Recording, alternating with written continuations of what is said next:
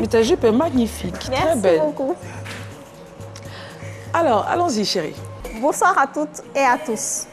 Aujourd'hui, on va parler d'un sujet d'actualité, qui est le viol. Alors, certaines femmes sont victimes de viol.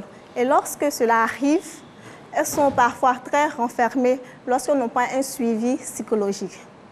Alors, il y a une jeune dame du nom de Sexy. Alors, Dame Sexy qui se rend au rendez-vous de l'un de ses prétendants, qui est en l'occurrence le sieur brutal.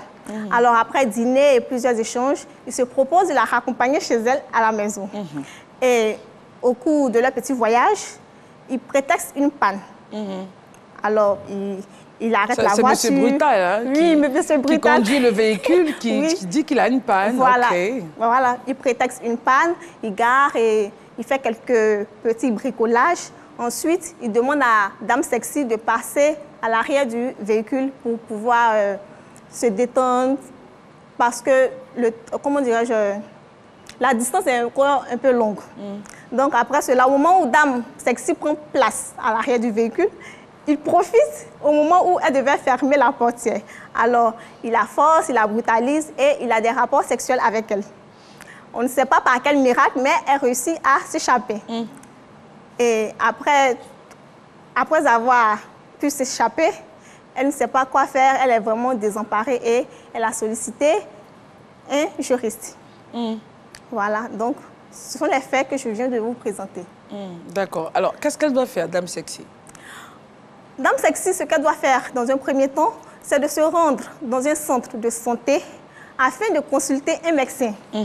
Voilà, et c'est le médecin en question qui va constater le viol. Et après constat du viol, elle devra se rendre dans un commissariat pour porter plainte contre le sieur brutal. Et si par exemple, c'était pas M. Brutal, hein, et puis il pouvait être plusieurs? Oui. D'abord, si c'était le sieur brutal, il aurait encouru une peine d'emprisonnement allant de 5 jusqu'à 20 ans. Et comme tu viens de le souligner, ça pouvait être plusieurs personnes. Alors, dans ce cas, la peine d'emprisonnement passe à vie. OK. Voilà, c'est la prison à vie lorsqu'il y avait plusieurs auteurs. Voilà. Très bien. Et également, lorsque l'auteur du viol est par exemple le père de la victime ou encore une personne qui avait une autorité sur elle, soit son formateur, professionnel ou encore intellectuel, ou encore scolaire. OK. Voilà. Quand c'est quelqu'un qui a une autorité sur elle, ça passe à vie aussi, c'est ça? Oui, ça passe à vie. La sanction. Et quand c'est juste un individu comme ça, et tout, c'est juste combien d'années déjà? 5 à 20 ans d'emprisonnement. 5 à 20 ans d'emprisonnement. Oui, parce qu'il était seul et c'était son prétendant. Donc, dans les faits, on ne nous a pas situé s'il avait une autorité sur elle et puis il l'avait invité. Non, on a simplement signifié que c'était son prétendant. Donc, c'est au regard des faits que nous jugeons. D'accord, voilà. OK. Alors, réaction, Nadège, sur ce que Fatem vient de dire, sur l'exemple précis qu'elle a donné du viol? Oui, c'est clair. Hein.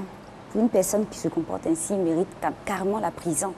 Voilà. Parce qu'il abuse non seulement de sa confiance et d'elle. Voilà. Donc, c'est tout ce que moi je peux dire sur lui.